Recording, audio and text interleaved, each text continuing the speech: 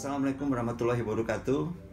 Kembali sahabat-sahabat berjumpa dengan saya Faris RM dalam Inspirasi Faris RM, sebuah storytelling ala Faris RM yang dalam kurang lebih 61-69 episode ke depan akan menampilkan storytelling dari buku atau karya tulis yang pernah saya terbitkan di tahun 2008 bersama Kompas Gramedia dan telah dirilis dalam 4 kali cetakan.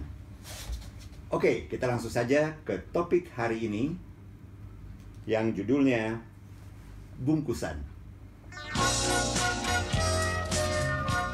Saya sering melihat orang lalu lalang di mal-mal yang megah menenteng berbagai bungkusan belanjaan dengan corak desain menarik dan bagus-bagus. Apalagi kalau mereka berbelanja di gerai atau toko label ternama seperti DKNY, Versace, kemudian Zara misalnya. Maka dipastikan kantong belanjaan yang mereka bawa berkesan mewah. Padahal, sekali lagi, itu cuma berfungsi tak lebih fungsional dibanding tas plastik kresek di pasar-pasar tradisional. Begitulah. Lantas apa sih tujuannya sampai gerai-gerai tersebut mesti berusaha banget sampai pastinya tidak murah juga membuat desain khusus tas belanjaan-belanjaan gerai toko-toko mewah mereka? Jawabannya adalah image, bos. Kesan. Kesan memang sangat diperlukan untuk menampilkan citra produk untuk mendukung jaminan kualitas dagangan mereka. Karena jaminan juga tentunya akan menempatkan posisi kelas mereka di mata konsumen. Dan selanjutnya, tentu saja berdampak langsung kepada target sasaran pembeli yang ujung-ujungnya bermuara pada profit yang bakal diraih. Hal berpikir seperti inilah yang masih banyak belum dipahami oleh sebagian besar pengusaha kita yang ngakunya pandai berdagang. Salah seorang kakak saya yang bernama Hasrat Juwir adalah salah seorang pengusaha di bidang industri perfilman nasional. Dia yang dipanggil sehari-harinya adalah Mas Bimbi. Entah dari mana juga tuh asal mula panggilan Bimbi. Orang namanya Hasrat Juwir panggilannya Bimbi. Adalah pengusaha yang kawakan di bidangnya. Dari hasil kerjanya lah masyarakat sampai bisa mengenal serial layar lebar di tahun 80-an yang lalu seperti Catatan Si Boy yang dibintangi oleh Ongki Alexander di era 80-an dan 90-an. Dan masih banyak lagi film-film lain, terutama film-film yang bertemakan cinta dan kompleksitas kehidupan di kalangan remaja. Dalam satu kesempatan di rumah saya, kami ngobrol santai perihal perkembangan industri film nasional akhir-akhir ini. Dan menurut Mas Bimbi sebenarnya persis seperti juga industri musik nasional, keadaan perkembangan yang terjadi ibaratnya jalan di tempat, tak ada perkembangan signifikan yang terjadi. Namun seiring dengan berkembangnya teknologi, sinetron, apalagi sekarang sudah zamannya yang disebut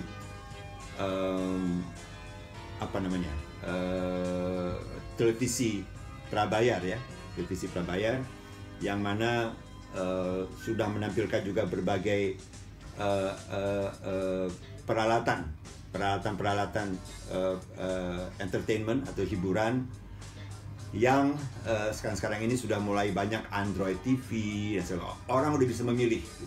Banyak lagi masuknya channel-channel asing, channel-channel prabayar asing seperti Netflix, seperti HBO, seperti Fox Movies dan sebagainya.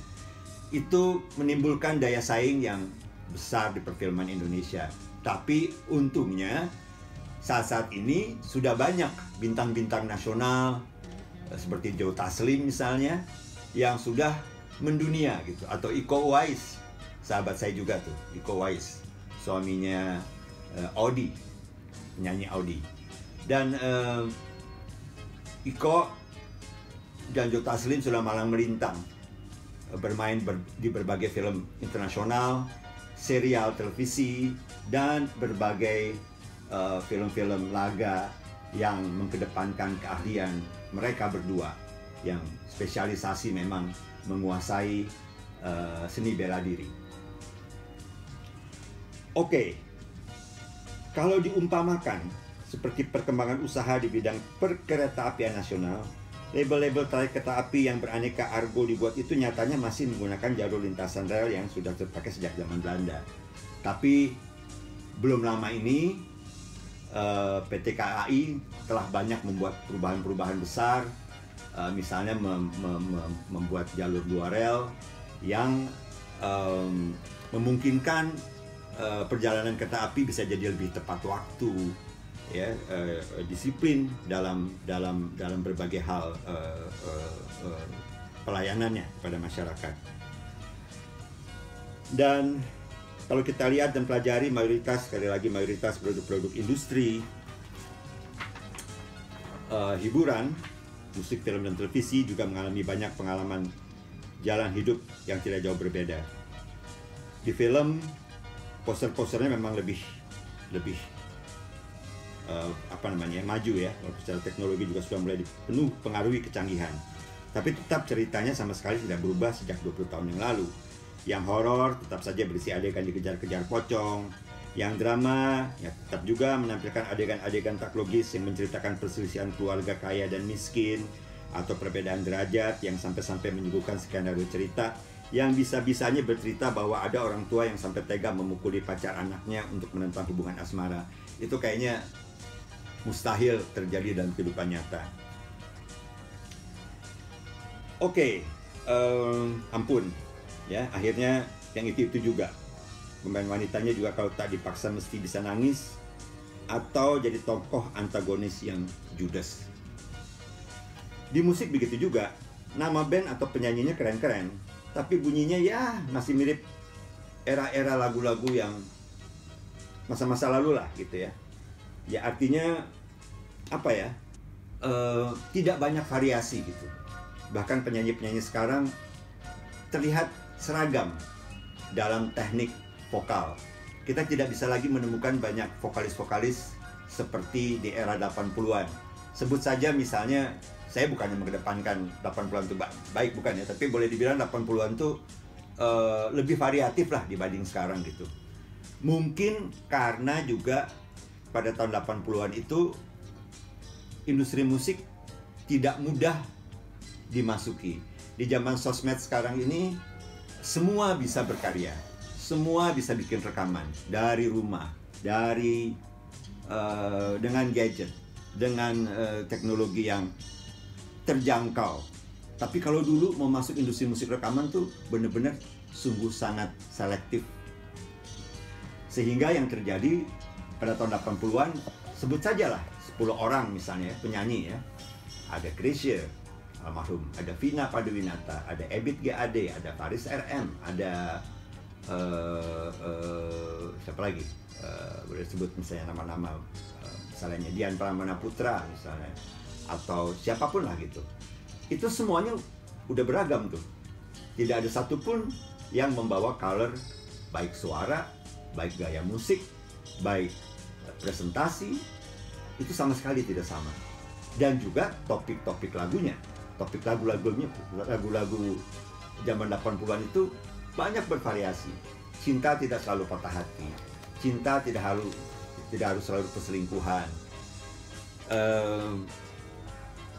Cinta juga sekarang banyak menampilkan zaman dulu banyak menampilkan cinta ayah, orang tua dan anak dan sebagainya. Jadi artinya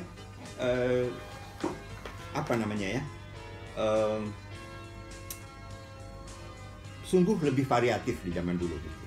Artinya sekali lagi kembali ke topik cerita ini, bahwa image dan kesan itu adalah yang utama. Jadi penyanyi bukan harus bagus, tapi harus punya image dan kesan yang berbeda. Gitu. Sehingga dengan cara itu si penyanyi atau si musisi bisa terlihat perbedaannya. Sama seperti si bungkus tadi, dimana kalau kresek orang tahu dari pasar gitu. Tapi kalau kemasannya dengan desain karton, yang orang tahu, oh ini pasti dari toko mahal. Jadi sekali lagi, disinilah pentingnya cara berkarya yang baik adalah bagaimana kita mampu berkarya dengan sungguh-sungguh sehingga memiliki bobot filosofi pesan yang baik, namun mampu disuguhkan secara komunikatif kepada masyarakat. Untuk mencapai hal seperti ini tentu saja tak cukup dengan cuma sekedar mementingkan layak jual tanpa mempertanggungjawabkan soal mutu dan kualitas yang dikandungnya. Dan sudah pasti tak mungkin bisa dicapai kalau kita hanya asik-asik sendiri. Ironisnya, karya-karya yang sering dianggap idealis namun tidak komunikatif itu sering dipresentasikan dengan tujuan agar disebut berkelas intelektual. Maka rame-ramelah pemberitaan mengulas perihal betapa artistiknya karya dimaksud. Padahal berani bertaruh kalau mau jujur nggak ada yang ngerti soal isi ceritanya. Suatu keberhasilan yang sesungguhnya memang tidak dapat dicapai melalui satu faktor penting saja, tapi lebih bisa dicapai dengan kekuatan mementingkan keseluruhan faktor yang diperlukan sebagai penunjang dengan kapasitas yang sama. Dengan perkataan lain, karyanya sendiri memang sudah memiliki kualitas hasil olahan pemikiran yang cerdas, mengundang hasil pemikiran maupun referensi yang tidak mengada-ada sebagai fondasi pijakan filosofi berkarya, mampu berkomunikasi dengan kecenderungan interaktif yang nyata dengan penikmatnya, dan dibungkus, sekali lagi dibungkus dengan kemasan yang menarik dan sesuai dengan kesan image yang akan dipresentasikan dan terakhir diperkenalkan dan pemahaman dipromosikan dengan cara yang jitu tertuju kepada sasaran konsumen yang memang menjadi sasarannya sesuai kelas intelektualita agar pesan tematik karya yang ingin disampaikan menjadi jelas arah tujuannya. Misalnya tadi, kalau kita melihat Donna Karan of New York atau DKNY atau Versace atau Zara, kan jelas pasarnya. Makanya membungkus barang dagangannya tidak mungkin pakai tas kresek seperti di pasar tradisional. Demikian inspirasi hari ini. Semoga kita bisa melihat banyak kemajuan telah dicapai bangsa ini melalui berbagai institusi dan lembaga dan badan usaha milik negara yang telah memperbaharui bukan saja image-nya, tapi juga kualitasnya. Kualitas yang diharapkan masyarakat untuk bisa menjamin bahwa mereka mendapatkan pelayanan yang terbaik.